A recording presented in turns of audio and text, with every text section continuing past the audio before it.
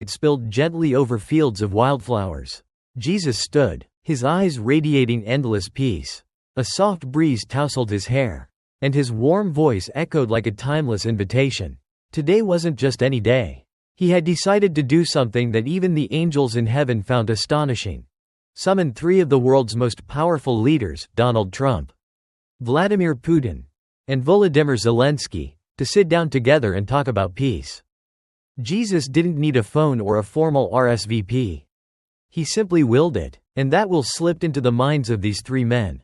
Donald Trump, in the middle of a campaign rally in Florida, paused mid-speech. A cool breeze brushed his face, and a whisper said, "Come to me." Vladimir Putin, hunched over intelligence reports in his chilly Kremlin office, froze as his finger hovered over a page. An unfamiliar feeling stirred within him, pulling him towards something he couldn't resist. And Volodymyr Zelensky, amid the distant booms of war in Ukraine, looked up from his desk and heard a gentle voice, "Trust me, and come." None of them fully understood what was happening, but somehow, they found themselves walking, not on familiar roads, but on a path of light leading to that hill. When they arrived before Jesus, they stared at each other in disbelief. Trump, with his signature blonde hair and navy suit, crossed his arms. Putin, in a plain black coat, fixed a steely gaze on everyone. Zelensky, in a simple olive green shirt, stood tall, his eyes weary but resolute. Jesus smiled, free of judgment. He raised his hand, and a simple wooden table appeared in the meadow.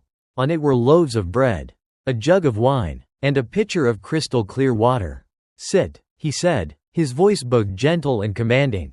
"We have much." Donald Trump spoke first. "I don't know what's going on here, but if this is a negotiation, I'm the best at it. Nobody negotiates better than me. I'll make this amazing. Believe me." He plopped down, slapping the table confidently. Putin smirked, his eyes locked on Jesus. "I didn't come here for games. If you want peace, name your terms. I don't waste time." Zelensky, sitting across from Putin, clenched his fists under the table. "Peace? How can there be peace when my country's still bleeding? I'm not here for empty words." Jesus didn't reply right away. He picked up a loaf of bread, broke it into 3 pieces, and placed one in front of each man. "Eat," he said, "before we talk about peace for the world. Let it begin here, in your hearts." The 3 men exchanged wary glances, but something in Jesus' eyes made refusal impossible. Trump shrugged, took a bite, and chewed. Putin slowly picked up his piece, eating in silence. Zelensky hesitated, then followed suit. As the bread touched their lips, a strange sensation spread, not some grand miracle, but a quiet stillness, as if the weight in their chests lightened just a bit. "Now," Jesus said, "tell me, what burdens you? What keeps you from letting go of hate?" Trump shrugged again. "I don't hate anybody. I just want America great again. But these guys," he jabbed a finger toward Putin and Zelensky, "they mess everything up. Trade, wars, it's all a disaster."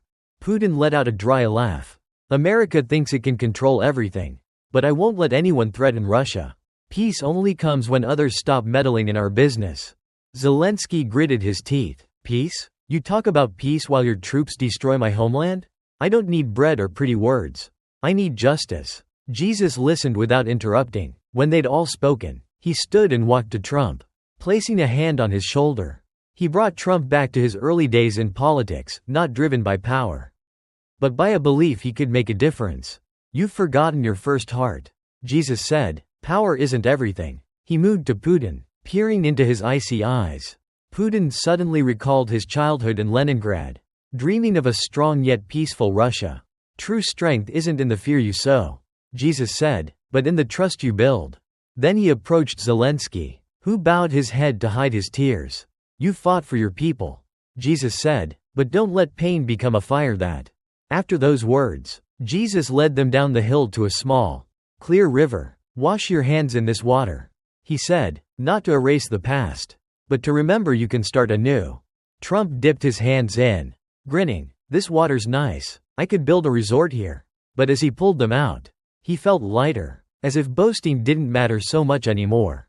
Putin hesitated, then followed. The cold water sent a shiver through him. And for a moment, he saw ordinary Russians, not soldiers, but families, waiting for him to bring something better than war. Zelensky knelt by the river, letting the water run over his trembling hands. He thought of those who died. And for the first time in months, a tiny spark of hope flickered within him. Jesus stood among them, raising his hands to the sky. Peace isn't a gift I hand you. It's a road you must walk together. Look at each other, not as enemies, but as brothers. Trump glanced at Putin, then Zelensky. All right, I'll give it a shot. But I'm still the best negotiator. Putin nodded at Zelensky. If you want peace, I'll consider it, but don't expect me to back down easily. Zelensky took a deep breath. I can't forgive right away. But for my people, I'll sit and talk. Jesus smiled. The meeting ended, and the three leaders returned to their worlds. But they weren't the same. Trump held a press conference, announcing he'd push for global peace initiatives, because nobody does peace better than me. Putin, in a rare speech, spoke of stability over conflict. Zelensky addressed his people, urging them to believe in a future, even with a painful past. Jesus didn't stop there. He traveled on, from tiny villages in Africa to bustling cities in Asia. He carried no army or riches, just words and love. Wherever he went, people started listening to each other, forgiving, and rebuilding together. Back on the hill where it all began, the wooden table remained, a quiet reminder, and in the hearts of Trump, Putin, and Zelensky, though they'd never admit it, a seed of peace had been planted. Thanks to Jesus' gentle yet mighty hand, peace didn't come overnight. The world still bore its scars.